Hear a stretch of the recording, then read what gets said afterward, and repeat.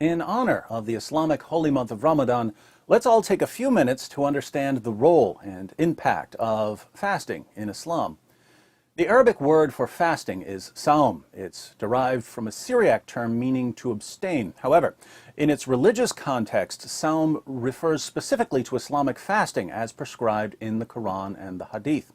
Saum is especially associated with Ramadan, the 9th month of the Islamic lunar calendar. Muslims who are not exempt for some reason are required to abstain from food, beverages, and sexual intercourse from dawn to sunset for the entire month. Fasting during Ramadan is one of the 5 pillars of Islam.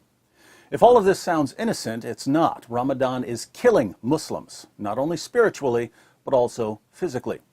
CNN reports, though the month-long season is associated with deprivation, overeating is common practice once the sun goes down. In many hospitals in the Gulf states of the Middle East, the holiday means a sharp rise in inpatients. Among the causes of this rise in inpatients are heat stress due to dehydration, an increase in traffic accidents, and noncompliance with medications due to disturbed eating and sleeping habits. Crime rates also increase in many areas during Ramadan. Amman News declares, in addition to fights, negative phenomena increase during the month of Ramadan, including traffic accidents, home robberies, purse snatching in public, and begging, according to security sources. The Social Defense Department at the Ministry of Social Development arrested 26 beggars during the first week of Ramadan. There has also been an increase in residential fires, particularly in the few hours before iftar, fast-breaking time, caused by misuse of cooking gas cylinders and increased electricity usage. But the main source of Ramadan-related health problems is gluttony. The CNN report continues. In recent years, the region has witnessed an increasing struggle with obesity and diabetes.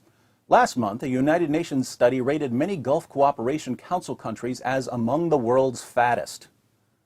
Why the increase in obesity? Paradoxically, Muslims tend to eat far more when they're fasting than when they're not fasting.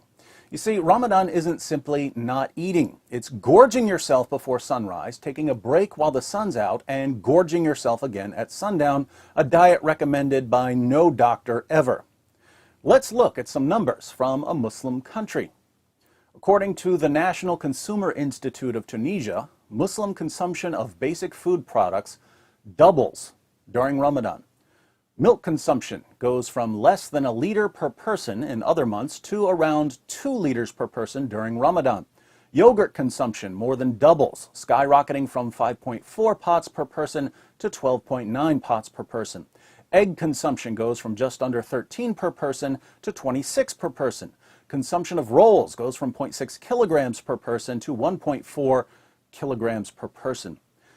Spending and waste also increased dramatically during Ramadan. We read in Arab News, the problem of food wastage in Ramadan has again surfaced, with Mecca municipality having to gather 5,000 tons in the first 3 days of Ramadan.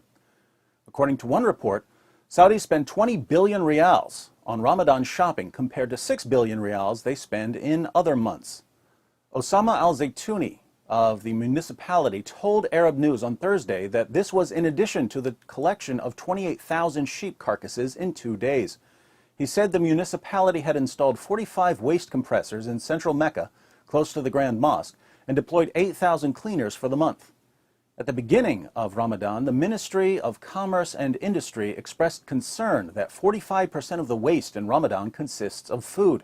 It also revealed that 80% of the food prepared is unhealthy. So why do Muslims eat more and spend more and waste more when they're fasting than when they're not fasting? Why put a mask of piety on gluttony and excess? The answer, I think, lies at the very heart of Islam. Islam doesn't teach people to control their desires. Islam encourages people, the men at least, to carry their desires to a perverse extreme, but only allows them to satisfy these desires within an Islamic framework, thus trapping people with their own desires and using them in the service of the religion. For instance, if a non-Muslim man goes clubbing regularly and has sex with 100 different women, Islam will condemn him as a fornicator.